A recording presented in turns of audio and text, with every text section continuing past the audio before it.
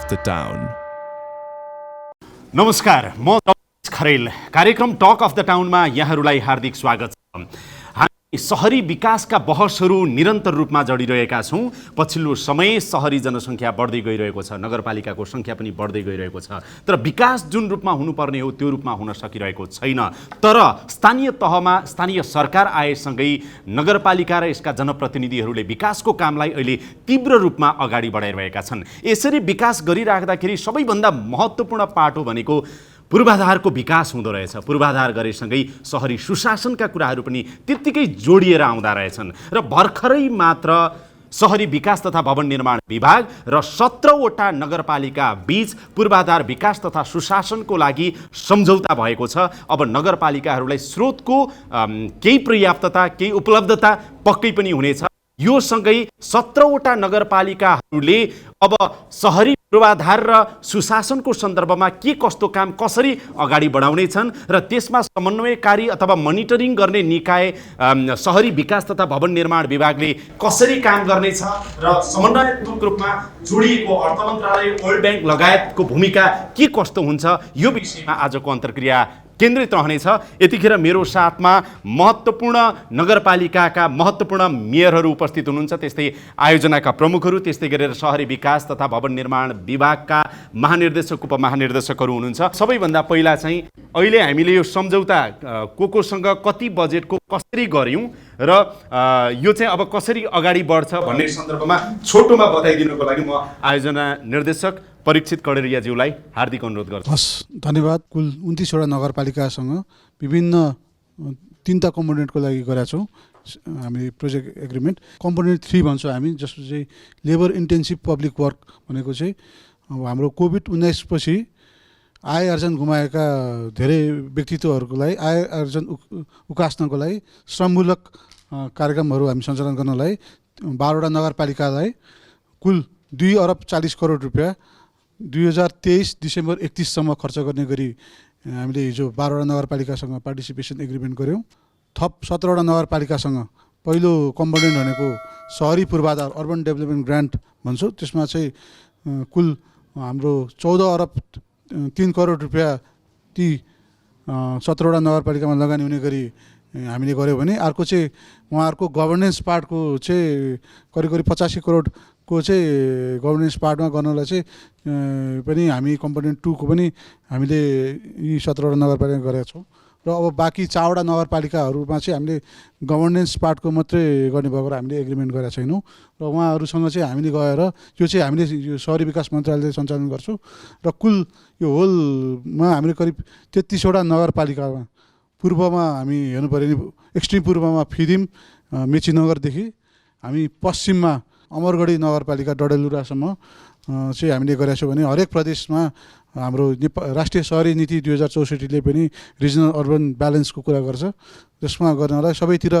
चाहिँ समानुपातिक रूपमा हुने गरी यसको चाहिँ कुल विश्व ब्याङ्कसँग ऋण सम्झौता नेपाल सरकारले $150 मिलियन करिब 17 अरब 45 करोडको ऋण सम्झौता लिएको छ र हामीले चाहिँ नेपाल सरकारले चाहिँ स्थानीय सरकारसँग चाहिँ अनुदानमा जाने गरी हामीले यो 2 दिनमा गएर हामीले अनुदान सम्झौता गरेको छौँ। रोशन सर, तपाईँ अब निवर्तमान आयोजना निर्देशक हुनुभयो। यसको यहाँसम्म आउने चरणमा तपाईँले पनि काम गरिराख्नु भएको थियो। यसको कन्सेप्टदेखि यहाँ आइन्जेलसम्मको चाहिँ अलिकति यात्रा थोरै बताइदिनु न। यसको कन्सेप्ट चाहिँ कस्तो हो भने पहिला यो पूर्व र पश्चिममा क्लस्टर भएर रहेका क्षेत्रहरूमा विकासको हिसाबले हेर्ने हो भने भोलि डेभलपमेन्ट पोटेन्सियल एरियाहरूलाई हामीले मुख्य प्रायोरिटीमा राखेर सुरुवात गरेको हो। त्यसमा पूर्वमा डेभलपमेन्ट सेक्टरको हिसाबले क्लस्टरको हिसाबले हेर्दाखेरि यो इटहरी र दमकसम्मको क्षेत्र र त्यसका वरिपरिका क्षेत्र जुन चाहिँ अहिलेको विकासको गतिमा पनि एकदम तीव्र रूपमा अगाडि बढिरहेको, सहरीकरणको हिसाबले पनि त्यहाँ एकदम गतिविधिहरू बढिरहेको र अहिले एउटा उच्च सहरीकरणको दर रहेको क्षेत्रलाई हामीले एउटा क्लस्टरमा हेऱ्यौँ भने पश्चिममा चाहिँ हामीले पोखरालाई केन्द्रबिन्दुमा राखेर पोखरा र त्यसको वरिपरिका क्षेत्रलाई चाहिँ हामीले क्लस्टरमा राखेर हेऱ्यौँ र त्यसमा विकासको लागि हुनसक्ने सम्भावित क्षेत्र र त्यहाँ अहिले भइरहेको सम्भावना र त्यसको सहरीकरणको दर समेतलाई हेरेर हामीले भोलि फ्युचरमा सहरीकरण हुन सक्ने क्षेत्रलाई चाहिँ अहिले नै किन व्यवस्थित नगर्ने भन्ने हिसाबले यसरी दुईवटा क्लस्टरमा हामीले काम सुरु गरेको हो र काम सुरु गरिसकेपछि त्यसमा कुन कुन नगरपालिका छान्ने भन्ने विषयमा चाहिँ एउटा विस्तृत एउटा ऱ्यासनल नै बनाएर त्यसको क्राइटेरियाहरू बनाएर सेलेक्ट गरेको छ। त्यसमध्येमा आज हामीले जुन यो 17वटा नगरपालिकामा इन्फ्रास्ट्रक्चरको लागि अर्बन डेभलपमेन्ट ग्रान्टको कामहरू त्यसमा हुनेछन्। अब यो सम्झौता त भयो पूर्वाधार तथा सुशासनको सन्दर्भमा, अब यसको कार्यान्वयन चाहिँ तपाईँको महानगरपालिकामा तपाईँहरू कसरी गर्दै हुनुहुन्छ? हामी आउने बित्तिकै यो काम गर्ने भनेर छुट्याएको नि 75% काम त छुट्याएको योजना पनि हामीले आफ्नै महानगरपालिकाले यसलाई कार्यान्वयनमा लैसकेका छ अहिले र पछाडि पनि यसलाई कार्यान्वयनमा लान थाँदिएका योजनाहरू अब मुखमुख आएका छन् र अब यो अन्त के छ थाहा छैन। पोखरा महानगरपालिकामा अब के अरे यसले अब आज सम्झौता भइसकेपछि अब पर्गुमेन्टहरू बनेर आयो भने र महानगरपालिकाले आफैले टेन्डर गर्ने भएको कारणले अब यो टेन्डर प्रक्रियामा जान्छ र छिटोभन्दा छिटो यो कामहरू सकिन्छ। 5 वर्ष कुर्नुपर्ने हो कि हो थाहा छैन मलाई आइडिया, तर मलाई भने हामीलाई चाहिँ यो सम्झौता भयो। तपाईँको कार्यकालमा चाहिँ कति सकिएला? अब 1 वर्ष प्लसमा कति सकिएला होइन, काम सुरु टेन्डर भएर काम सुरु भएको हुन्छ। अब यो 2-3 वर्ष चाहिँ लगभग चाहिँ हामी एउटा प्रोजेक्ट त हाम्रो 1.5 अरबको त लगभग तयारी भइसक्यो। अब यहाँबाट छोड्ने बित्तिकै अब त्यसले चाहिँ आफ्नो चाहिँ सार्वजनिक खरिद ऐनअनुसार अगाडि जान्छ आइडिया करिब त अब पुग 3 अरबको हो क्या अरे हाम्रो पोखरा महानगरपालिकालाई। अब त्यो 3 अरब भनेको लगभग अहिले छिटै भयो यो वर्ष यही आर्थिक वर्षमा हामी अब लगभग डिपिआर पनि लगभग चाहिँ के अरे बन्न लास्ट पुग्यो अवस्थामा पुगेको कारणले अब यसलाई चाहिँ हाम्रो महानगरपालिकामा कार्यान्वयन गर्न त्यति अप्ठ्यारो छैन भन्ने कुरा। अब यसमा के देखेछु भन्दाखेरि मलाई अलिअलि कता खुतुखुतु लागेको यो के शर्तनामाहरू हेर्दाखेरि अझै पनि नगरपालिकाहरूलाई किन विश्वास गर्न सकिरहेको छैन भन्ने लाग्छ मलाई होइन। अब त्यो चाहिँ कम्तीमा पनि अहिले सबै अधिकार सम्पन्न त बनिरहेको होइन। यसो भयो भने यसो हुनेछ, उसो भयो भने उसो हुनेछ। अहिले यसो हेरिराखेको त अर्को चाहिँ उम्मेदवार हुने कोही हुनुहुन्छ भने यो कार्यक्रममै हात हाल्ने कि नहाल्ने भने जस्तो नि छ आइडिया। भोलि यही चाहिँ घाँडो हुनेको कि भन्ने जस्तो पनि देख्छु मैले होइन। त्यो टर्म्स एन्ड कन्डिसन हेर्दाखेरि अब यसलाई चाहिँ अब त्यो भयो भनेर पनि त के अरे नछोड्नु, आएको पैसा त छोड्ने कुरा भएन होइन। आएको पैसा छोड्नु भन्दा पनि मलाई भन्नुहुन्छ भने हामी आउने बित्तिकै अहिले 40% चाहिँ यसको चाहिँ भाउ बढेर गइसक्यो के। यही 3 अरब त्यो बेलामा पाएको भए लगभग चाहिँ 6 अरबको काम हुन्थ्यो। अब यो खालको चाहिँ ढिला भयो। हस्, धन्यवाद छ मेयर साहब। पूर्वाधार र सुशासनको सन्दर्भमा यहाँहरूले अहिले यो चाहिँ सम्झौता गर्नुभएको छ। बागलुङको हकमा, तपाईँको नगरपालिकाको हकमा चाहिँ हामी अबको स्टेपमा यहाँ यो गर्दैछौँ है भनेर त्यहाँको नगरपालिकाको जनताले पनि तपाईँलाई हेरिराख्दाखेरि यो सम्झौता आज गरियो, यहाँ यसरी काम गर्दैछौँ भनेर भन्नु पऱ्यो भने के भन्नुहुन्छ? सहरी पूर्वाधारको क्षेत्रमा हामीले यसलाई लगानी गर्नेछौँ। केही हाम्रै आफ्नै लगानीमा पनि डिपिआर चाहिँ हामीले निर्माण गरेका छौँ। अहिलेको ऐनअनुसार स्थानीय सरकार सञ्चालन ऐन अन्तर्गत डिपिआर नबनिकन प्रोजेक्टहरू अगाडि नबढ्ने अवस्था भएको हुनाले हामी आफ्नै स्रोत साधनबाट पनि हामीले प्राथमिकता तोकेर चाहिँ डिपिआर गरेर योजनाहरू राखेका छौँ।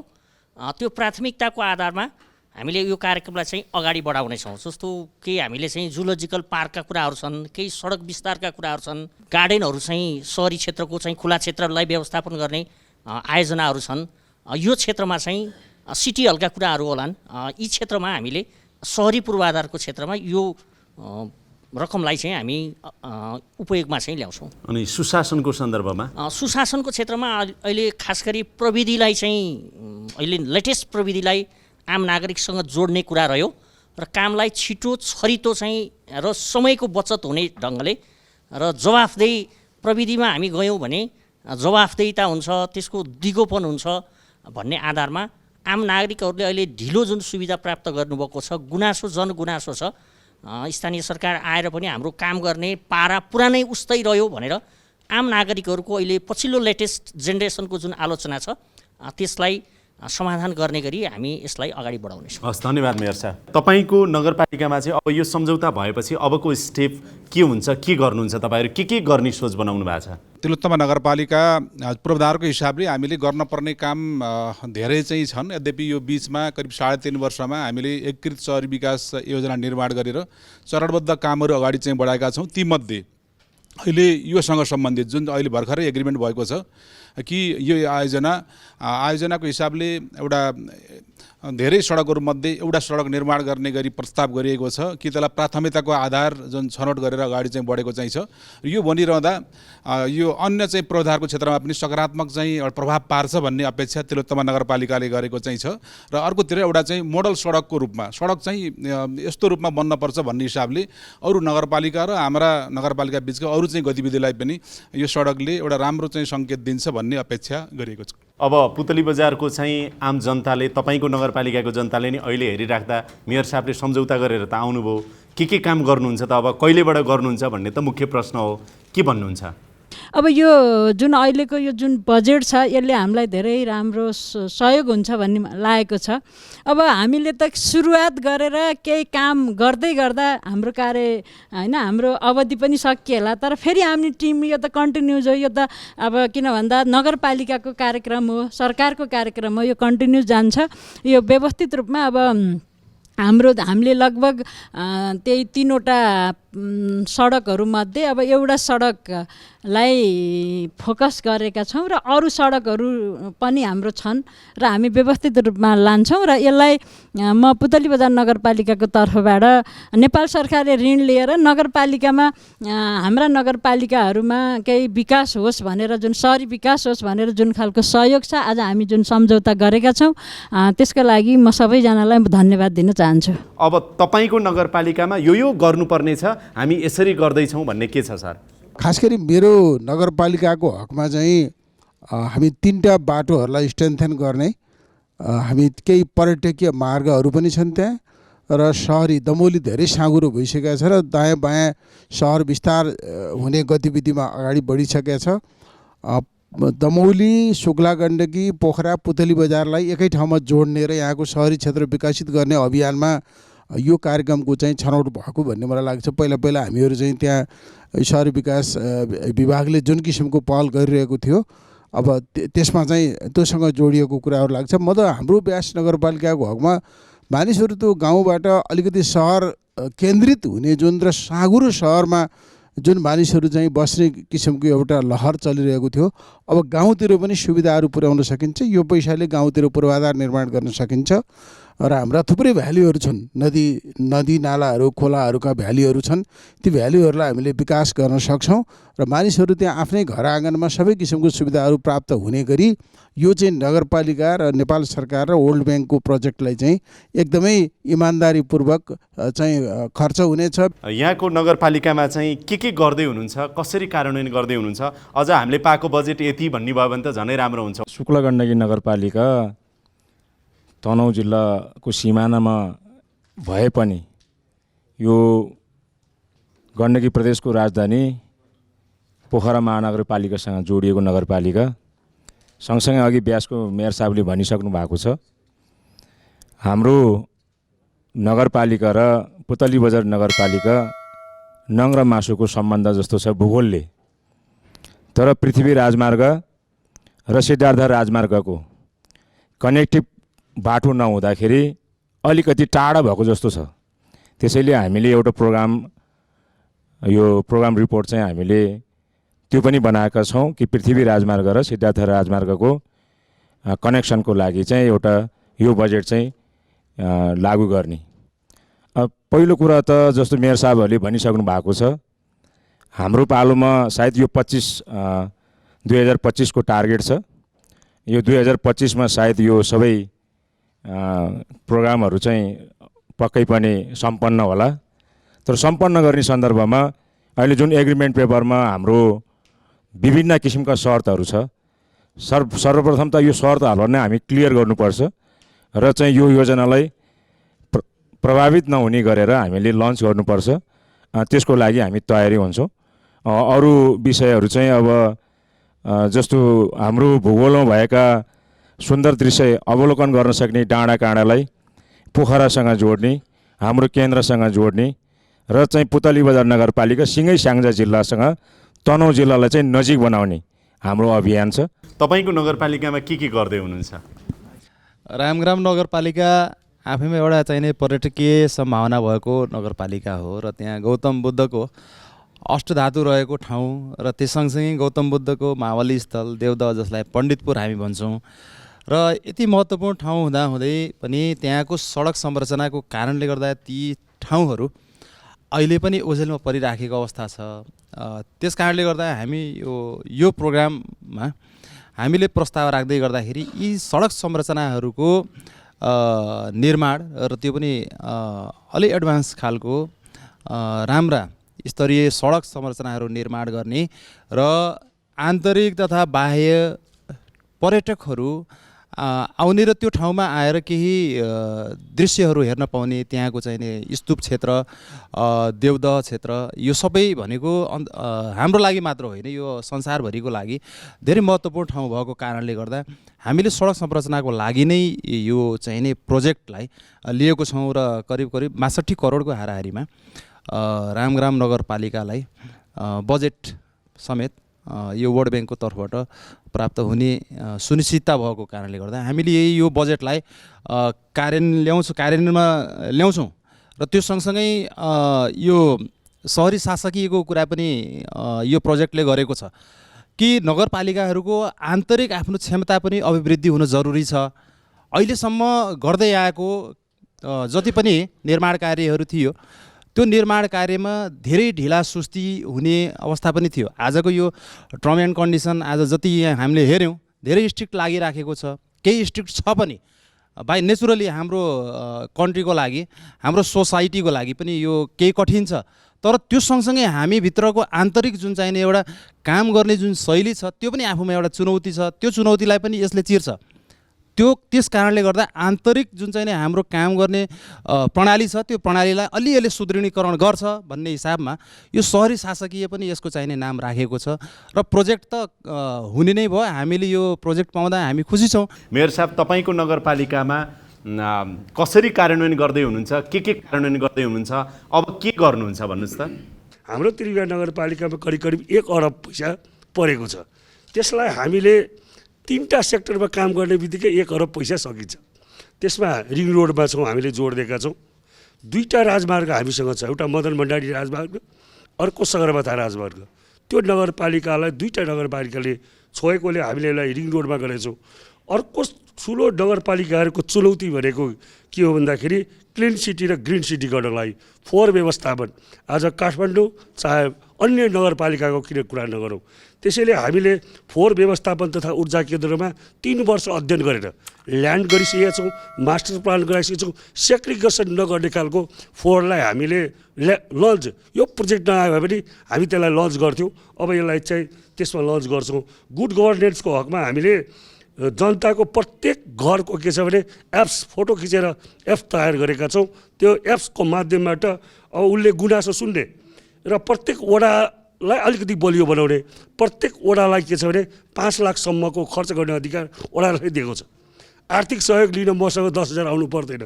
त्यसैले यो गुड गभर्नमेन्टलाई वडालाई आइटी मैत्री बनाउने किसिमको हामीले के छ भने एउटा आइटीमा पनि काम गर्न लागिरहेका छौँ। राजविराजको सन्दर्भमा कुरा गर्दाखेरि यहाँको चाहिँ बजेटको कार्यान्वयन अब कहाँ कसरी गर्दै हुनुहुन्छ? तपाईँले त मलाई के याद छ भने पहिला पनि कमिटमेन्ट गर्नुभएको थियो कि 1 वर्षपछि राजविराज आउनुभयो भने राजविराज अलि भद्रगोलै छ, केही हामी बनाउँछौँ भन्ने कुराहरू चाहिँ त्यो कमिटमेन्ट तपाईँको रहेको थियो त्यहीँको जनताको साथमा। अब यो पूर्वाधारको लागि गएको छ पैसा, कहाँ कसरी प्रयोग गर्नुहुन्छ तपाईँले? राजविराजको यो योजनाको मुख्य हो रिङ रोडको अवधारणा हो। यो रिङ रोड भएपछि त्यो घनत्व बस्ती भएको ठाउँमा पूर्वाधारको विकास पनि हुन्छ, अरू मार्केटहरू त्यहाँ स्थापित हुन्छ। म यहाँ सबैलाई विनम्र अनुरोध गर्न के चाहन्छु भने जुन ढिलो भयो अब पनि स्थानीय सरकारको तर्फबाट ढिलो हुँदैन तर अहिले पनि शङ्खा घेरामा छु। वर्ल्ड ब्याङ्क र सहरी विकासले कति फास्ट हामीहरूलाई काम गर्न मौका दिन्छ। हामीले विशेष गरी चाहिँ चुनौतीको हिसाबले चाहिँ फोहोर मैला छ हाम्रो लागि, त्यसको व्यवस्थापनमा त्यो कार्यक्रम लन्च गर्न पनि जनतालाई समस्या, ल्यान्डको लागि पनि ठुलो समस्या। हामी 2 ठाउँ त सर्ने, एक ठाउँबाट सरेर अर्को ठाउँ आइपुग्दाखेरि 1 वर्षसम्म अहिले पनि हामी जनतासँग चाहिँ छलफलकै विषयमा छौँ। त्यसै गरी हाम्रो चाहिँ ढलको अभाव छ, ढलको निकासहरू चाहिँ नभएर त्यसलाई निकास गर्ने योजनामा छौँ। बाटोहरू महत्त्वपूर्ण, हाम्रो सडक छैन, जहाँ पनि नेपालको सन्दर्भमा जहाँ पनि हेऱ्यो भने सडकको अभाव छ। हाम्रो मुख्य लक्ष्यहरू यिनै फोहोर मैला सडक ढलसँगै पूर्वाधारमा हुन्छन्। धनकुटा नगरपालिकाले एउटा निर्णय गरेको छ, 18 किलोमिटर एउटा ग्रामीण सडक छ, त्यसलाई चाहिँ 18 किलोमिटरलाई हामी पिच बनाएर रिङ रोडको अवधारणालाई चाहिँ सार्थकता दिने हामी प्रयास गर्दैछौँ। र नगरपालिकामा सुशासनको त्यस्तो समस्या छैन, हामी पारदर्शी छौँ र जनताबाट त्यस्तो होइन, अहिलेसम्म कुनै अब्जेक्सन आएको छैन। यो योजना पनि सञ्चालनमा त्यस्तो कुनै अब्जेक्सन आउने छैन। हामी सबै कुराहरू ब्यालेन्स गरेर लानेछौँ र हामी उचित नेतृत्व दिनेछौँ, नगरपालिकाले दिनेछ र कार्यान्वयनमा जाँदाखेरि त्यस्तो समस्या छैन सर। अब बिर्तामुडको हकमा चाहिँ 74 करोड दिनुभएको छ, तर त्यो बाटोमा 74 करोड खर्च गरेर यो अर्को बाटो 8 वर्ष 9 वर्ष पछाडि बन्दा त हामीलाई त त्यहाँको जनताले मारिसक्छन्। यसकारण कम्तीमा पनि त्यो 74 करोडले चाहिँ 73 करोड हामीलाई भनेको छ, त्यो $5.93 मिलियन भनेको छ। त्यसले चाहिँ कम्तीमा हाम्रो तिनटै बाटो चाहिँ गरिदिएको भएदेखि चाहिँ हामी भाग्यमानी हुने थियौँ। यही कुरा चाहिँ मेरो हो। तपाईँ के गर्दै हुनुहुन्छ? यो साइन भइसकेपछि कहाँ के गर्ने योजना छ? अब तपाईँको चाहिँ के छ भने हामी गर्छौँ, कार्यान्वयन गर्ने पक्षमा हामी संवेदनशील भएर तपाईँ चाहिँ लाग्छौँ। तर तपाईँको चाहिँ नेपालको यो जुन चाहिँ छ एउटा प्रक्रिया, अब प्रक्रिया के हो त? अब तपाईँ बजेट निकास कहिले हो त? डिपिआर कहिले हो त? हामीले त तपाईँको डिपिआरको लागि पनि वर्ल्ड ब्याङ्कबाट जुन आउनुभन्दा अगाडि नै पनि आउँछ होला भनेर परामर्श सेवा डिपिआरको लागि बजेट पनि छुटाएको थियौँ। तर तपाईँको चाहिँ पर्खिँदा तपाईँको चाहिँ हामी एक हिसाबले निराशा पनि भएको थियौँ। तर खुसीको कुरा छ, अब तपाईँको चाहिँ के छ भने त्यो बजेट जति छन् त्यो कहिले निकास हुन्छ, ग्यारेन्टी कहिले हुन्छ, एग्रिमेन्ट त गऱ्यौँ।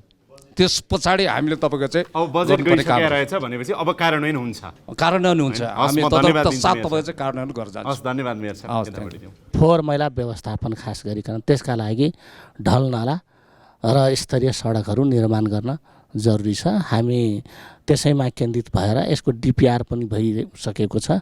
हामी तुरन्तै के अरे यो कार्यान्वयन गर्नेतर्फ अगाडि बढ्छौँ। उपमहानिर्देशक सुरेन्द्र मोहन श्रेष्ठ सरलाई अब समन्वय चाहिँ हामी यसरी गर्नुपर्छ है भन्ने कुराहरू के छ? अब जहाँसम्म समन्वयको पाटो छ, अब हामीले अहिले विभिन्न हाम्रो विभाग मार्फत विभिन्न किसिमका कार्यक्रमहरूबाट विभिन्न किसिमका सहरी पूर्वाधार निर्माणमा हामीले काम गर्दै आएका छौँ र यसमा कुनै किसिमको समन्वयमा कमी पुर्याएको छैन र भविष्यमा पुर्याउने छैन भन्दै यो हाम्रो जुन लक्षित समयमा नै काम सम्पन्न हुनेछ भन्ने चाहिँ म आशा एवं भरोसा दिलाउन चाहन्छु। धन्यवाद छ कुमार सर।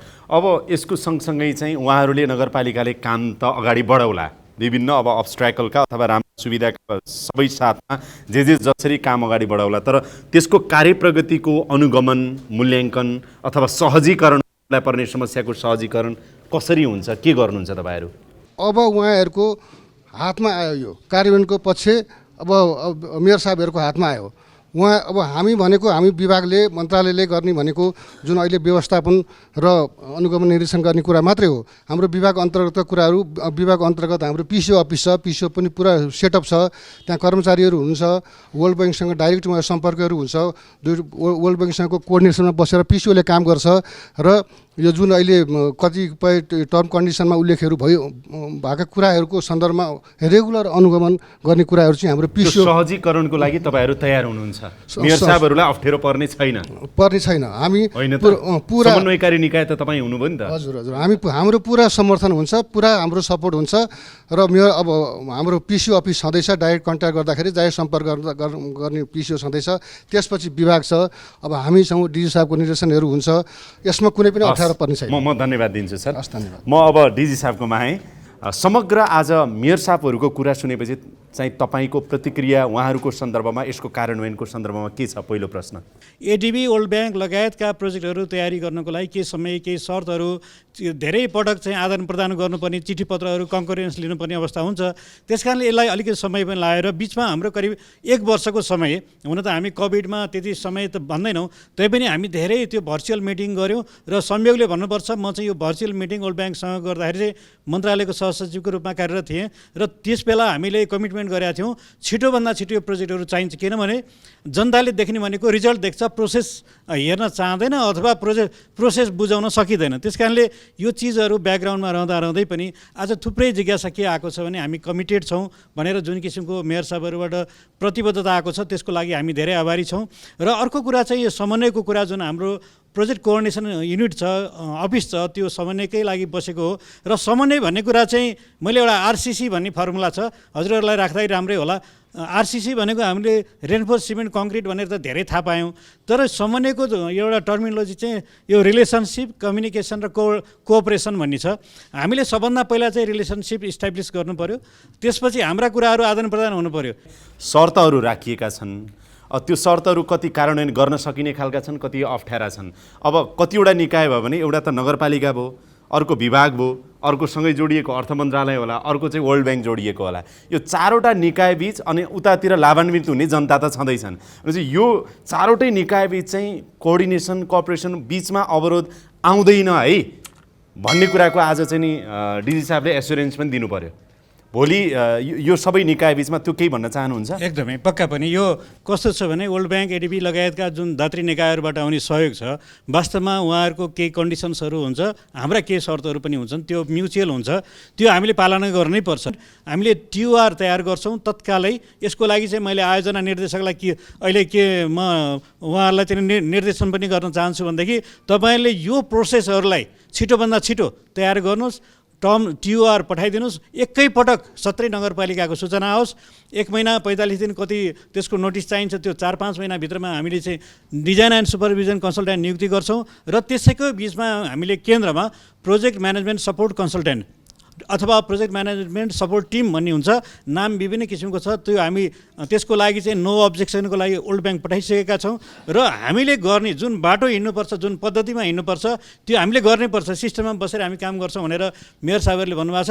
यसमा चाहिँ लाग्ने दिनभन्दा बाहेक थप दिन चाहिँ नलाग्ने गरी हामी काम गर्छौँ, त्यसमा हामी कमिटेड छौँ। त्यो हुन्छ। समग्र 33वटा नगरपालिकाकै मेयर साहबहरूलाई, नगरपालिका र त्यहाँका जनतालाई शहरी विकास तथा भवन निर्माण विभागको तर्फबाट चाहिँ यो प्रोजेक्टको प्रभावकारी कार्यान्वयनको सन्दर्भमा विभाग चाहिँ तयार छ है भनेर अन्तिममा भन्नु पर्यो भने के कमिटमेन्ट जाहेर गर्नुहुन्छ? स्थानीय सरकार सञ्चालन ऐनले दिएको अधिकार प्रयोग गरेर यहाँले जुन शहरी विकास लगायतका क्षेत्रहरूमा, आवास विकास लगायतका क्षेत्रहरूमा जुन कामहरू गर्न सोचिरहनु भएको छ, त्यसमा केही हदसम्म चाहिँ यो दात्री निकायहरूबाट आउने सहयोगलाई परिचालन गरौँ र शहरी विकास तथा भवन निर्माण विभागबाट एउटा समन्वय र सहकार्य गर्ने एउटा बाटो खोजौँ भनेर यो आयोजनाहरू आएको छ। र यसको लागि समन्वय गर्नको लागि हाम्रो विभाग, सम्पूर्ण टिम, हाम्रो उपमहानिर्देशकज्यूहरू लगायत आयोजना डाइरेक्टर साहबहरू सबै नै कटिबद्ध हुनुहुन्छ। यसमा विभागको तर्फबाट पूर्ण समर्थन, सहयोग रहनेछ भन्ने प्रतिबद्धता पनि व्यक्त गर्दछु र यहाँहरूलाई पुनः फेरि धन्यवाद दिन चाहन्छु। धेरै धेरै धन्यवाद छ महानिर्देशकज्यू। यो समय, संवाद अनि अन्तर्क्रियाको लागि यहाँहरू सबैलाई धेरै धेरै धन्यवाद दिन चाहन्छु। धेरै धेरै धन्यवाद छ।